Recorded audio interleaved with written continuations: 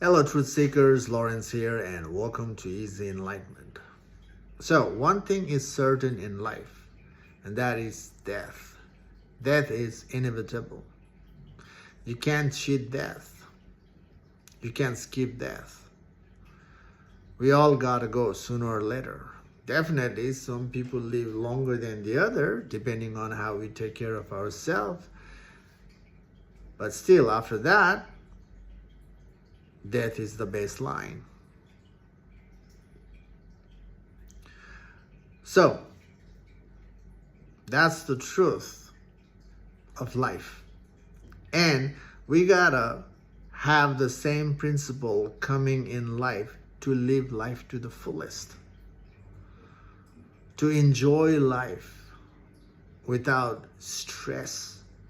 We gotta remember the same principle of death. Now, that doesn't mean that you give up life. It's not about that. Incorporating the principle of death while we're living means learning to die in our ego self. Learning to let go of the mind and the extension of the mind, which is the attachment with the world. Everything is changing in life, and mind makes us hold on to things and go against the nature way of things. And because of that, we are all suffering. We are already holding on to things, holding on to the ideas and holding on to things, and because of that, life is already suffering. Life is full of fear. Life is full of conflict. Life is full of drama, isn't it? And when we hold on to things, we're also creating a boundary not to lose the thing. Notice some of the things you hold on to in life. Why you hold on to things? Because that particular attachment is providing you safety in the physical world, comfort, and fun. And not to lose that, you're creating a boundary. And and that boundary is you're controlling things not to lose your comfort, not to lose your fun. You're resisting stuff so you don't lose it. You are running away from things when something is threatening your sense of security. So there is attachment already, and because of the attachment, there is a suffering.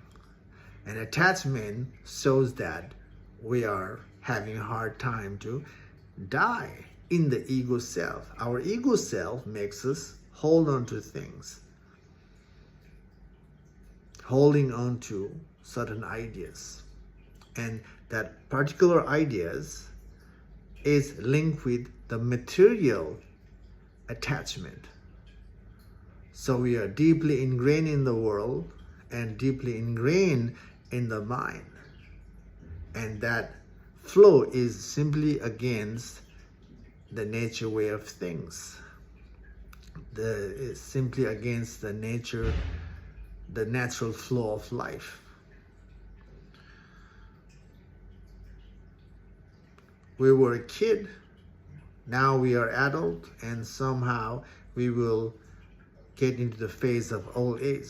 That's the transition, isn't it, of the human body. We don't hold on to the kid body the whole time. You can't. It's a natural process. Even you want, you can't. There's a natural process.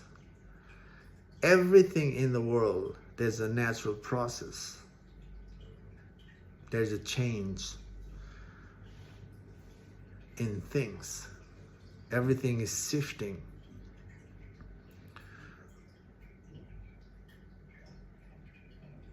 And when we go against that shifting world, trying to prolong and make something permanent out of the changing world, that takes effort. And effort makes you suffer.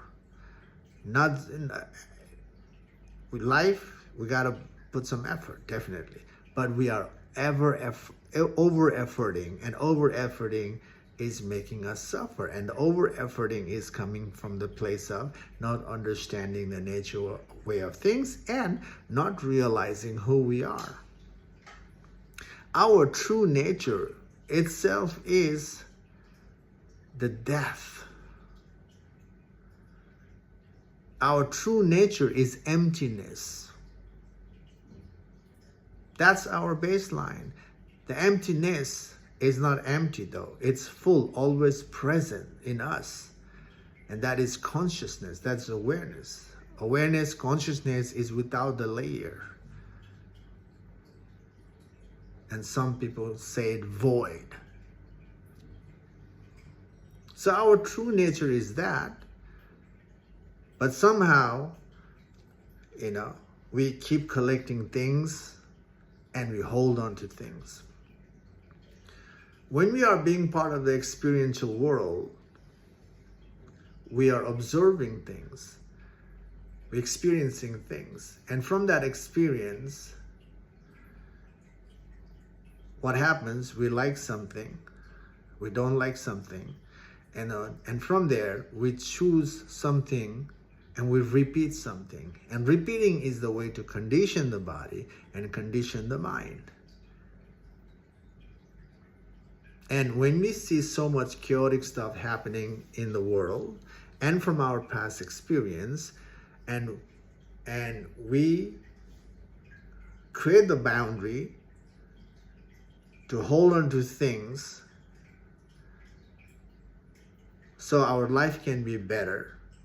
And there's nothing wrong with that. But holding on to the things comes from the past experience of struggle, and our ego self don't want to suffer, don't want to go through the struggle and pain and fear. And then there's attachment. There's a psychological play happens and we hold on to things. Definitely, again, we need things in life to enjoy life. But we holding on to things is the thing that is making us suffer physically and mentally. We need to recognize where we are, and we need to let things come and go according to the nature way of things. Now, put this scenario in the things that you are aligned with. Your job, your relationship, your family, whatever relationship is there in your life, to all aspects of life. Notice how we are holding on to things and how we are trying to make it permanent. And we are we're controlling so much not to lose it. Again, go back to your job. Look how much we're controlling stuff not to lose job. But that controlling itself is not making you upgrade to new height in your job, because you're holding on to your position. If you're aware and if you be part of that flow with awareness, actually you grow and you shred that old position for new position. Yeah, and same thing to the rest of the life.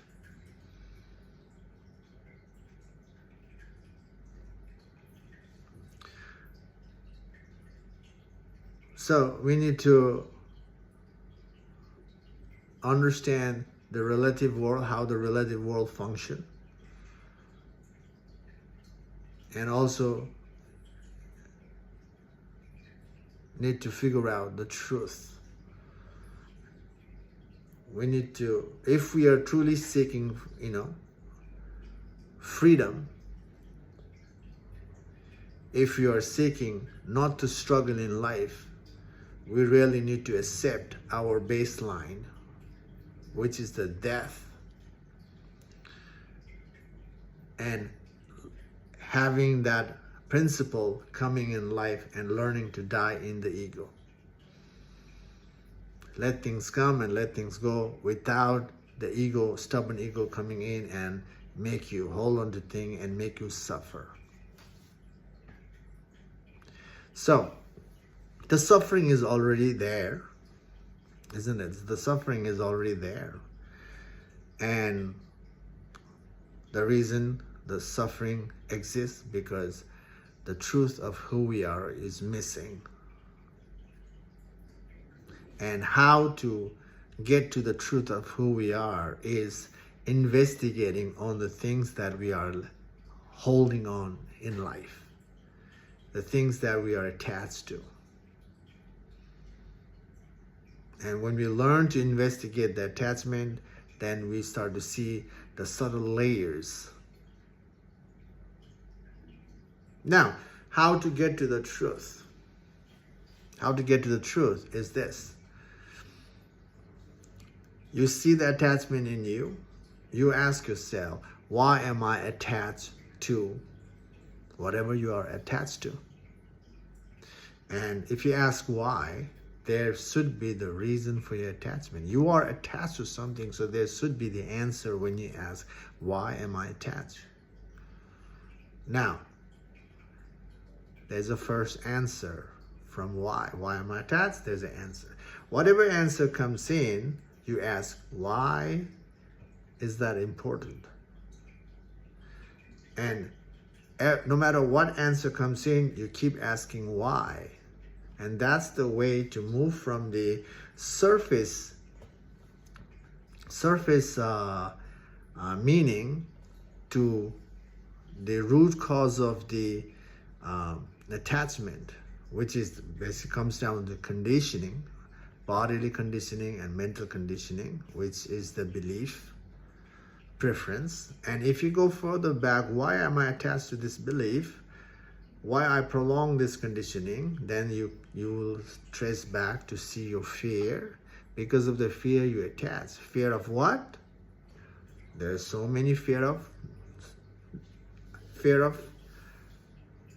ideas. Okay, fear of this, fear of that, fear of this. Basically, and if you follow it back all the way, if you follow your fear backward, trace it back, then you realize that the fear of losing,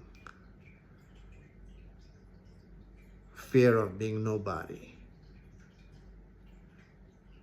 fear of non-existence.